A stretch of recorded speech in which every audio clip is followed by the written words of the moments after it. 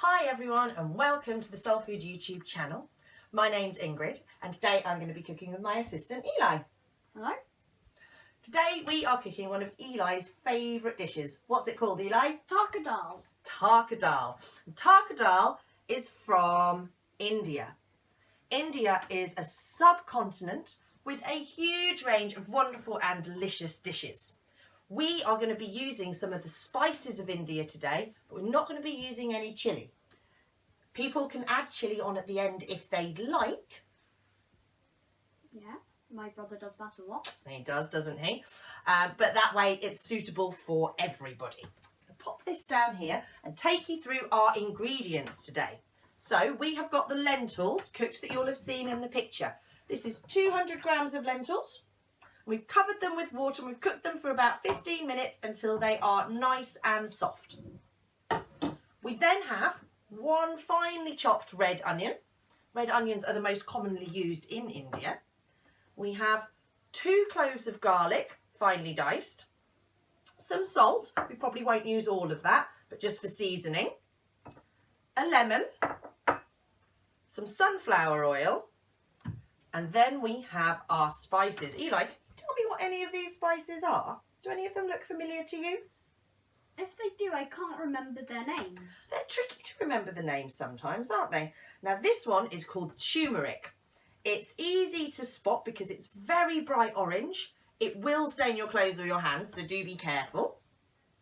But it's very good for you. It's an anti-inflammatory, which is a big word but means it's very good for coughs and colds and that kind of thing. We also have some ground coriander, some ground cumin, some garam masala, which is a mix of spices including cloves, some mustard seeds and some ginger. The full ingredients list will be underneath this video, but for a guide we're going with a teaspoon of everything except for the garam masala, which is half a teaspoon, and the ginger, which is 1/4 of a teaspoon. Right, let's get cooking. Okay, so the first thing is to heat up our pan to a medium heat and then to add the oil. We know the oil can splatter sometimes and be a bit dangerous, so we've made sure our pan is completely dry. This hob is a little bit hot, so I'm going to turn it down, but you can see the pan is smoking and that means it is ready. So Eli, if you can add the oil and keep just squeezing it nice and firmly until we've got a good covering all over the bottom of the pan. It's probably about 2 tablespoons of oil. You can use sunflower or vegetable oil. Traditionally, you might also use ghee, which is a clarified butter. I'm getting a little bit worried there. Just do one tiny little bit more. You did very well. I thought it would be enough to spread over. Well, we do need a little bit more oil for this dish than you would expect because it makes it very delicious. Right, I'm going to add the onions in. We can hear that lovely sizzle. I'm not going to want to do too much washing up after this because it's a nice simple dish, so we're going to use our same wooden spoon that we used for our lentils. And Eli, if you can give those a good stir for me, make sure that there's oil on all the bits of the onions. Nicely done. Now I'm going to add just a little bit more oil. I think that brings us up to the 2 tablespoons I was talking about. I'm now going to add a pinch of salt. I find if I cook the seasoning into the food from the beginning, sometimes I need to use less at the end.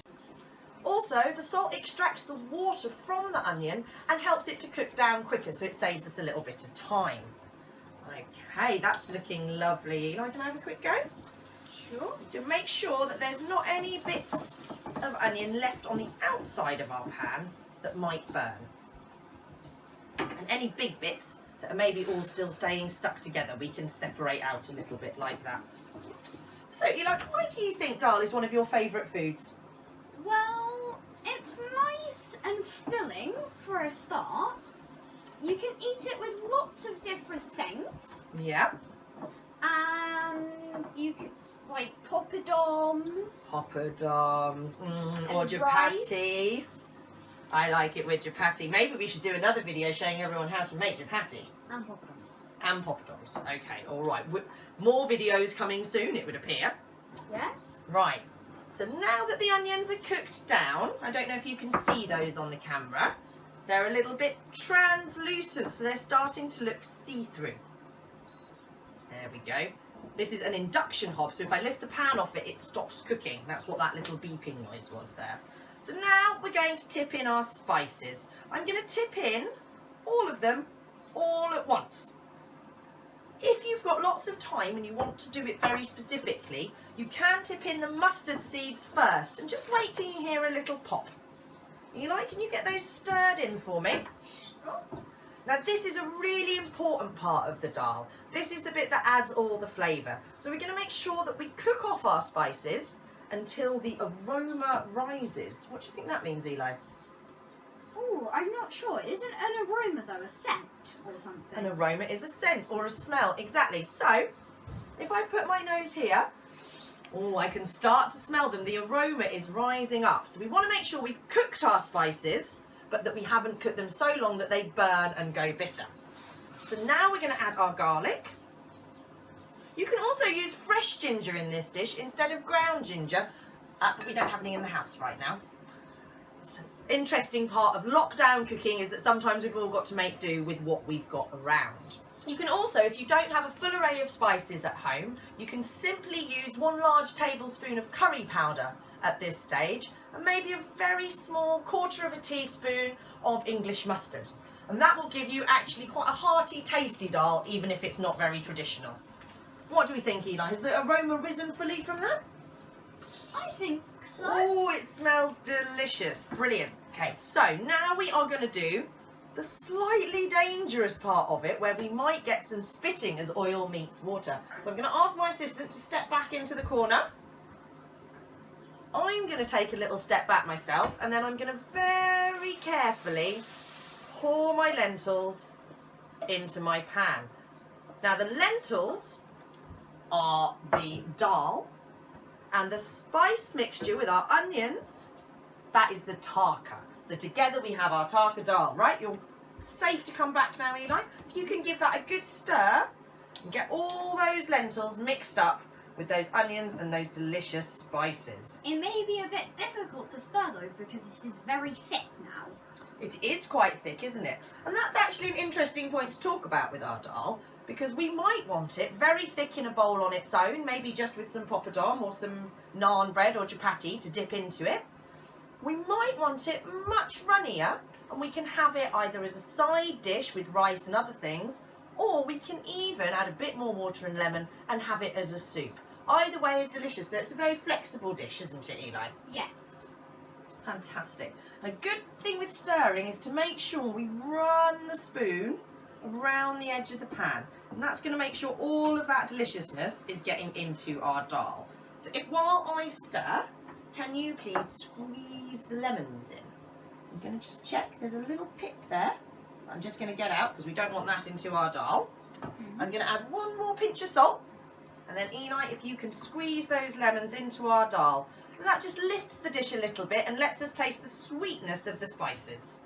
Just to let everyone know, do we want to use all of it or just some of it? I think we should put half a lemon in, and then we'll taste it and see whether we need to adjust the lemon or the salt. That is a very good point, Eli. Well done. Good squeezing. Maybe use 2 hands, get all that juice out. Fantastic. This is our first video, so we would very much like it if you would like and subscribe to the channel, and also if you're feeling extra kind, turn on the notifications so you never miss a dish. Never miss a dish. I love it. Right, Eli, shall we taste our delicious first dish? Yes. So take a tiny little spoonful, because it will be hot from the pan. Blow on it. Mmm. That is pretty good, isn't it? Very, very good. Do you think it needs anything else? Any more lemon or salt? I think maybe a bit more salt. And I think maybe a little bit more lemon. So we're going to do that. I'm going to put this little bit of salt on. If you can squeeze the lemon, I will go and I'm going to wash our spoons, because we need to be making sure that when we're cooking food for other people, we don't taste and then dip our spoon back in the food. Because if we do have any germs, then we might give them to everybody. Yes, I will get squeezing with this lemon. Get squeezing.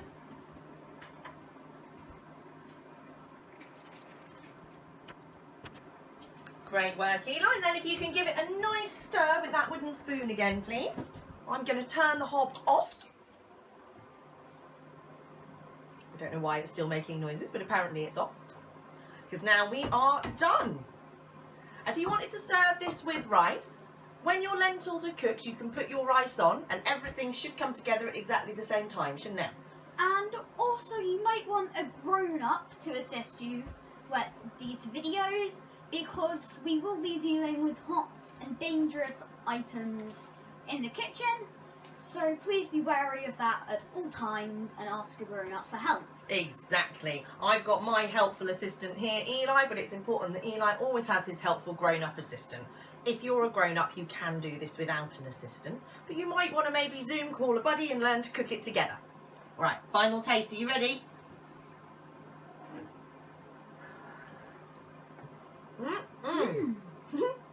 I think that's perfect. I really hope you enjoy cooking this dish. Please send us your pictures, your comments, let us know how you're getting on, and any of your favourite lockdown dishes that you'd like us to cook for you. Yep. See you next time. Soul Food out.